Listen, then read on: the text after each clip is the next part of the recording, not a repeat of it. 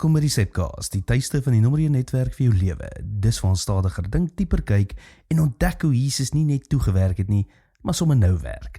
Sukses is nie die probleem nie, maar dit kan wees. Jesus sê in Markus 8:36, wat help dit 'n mens as hy die hele wêreld wen, maar sy siel verloor?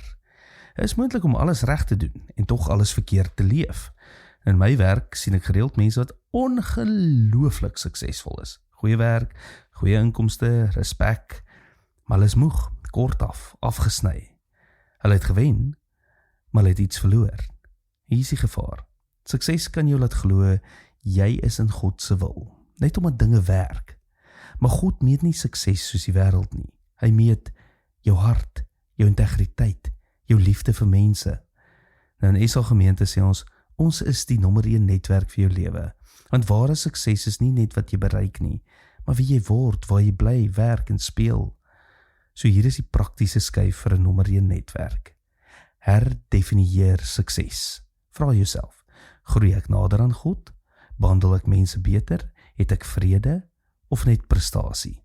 En doen iets radikaals. Kies een area waar jy sukses kan verloor, om gehoorsaam te wees. Minder werk, meer tyd vir mense, minder wins, meer integriteit, minder beheer, meer vertroue. Want uiteindelik, God se wil is nie dat jy die wêreld wen nie. Dit is dat jy jou siel behou. Tot môre, mooi loop.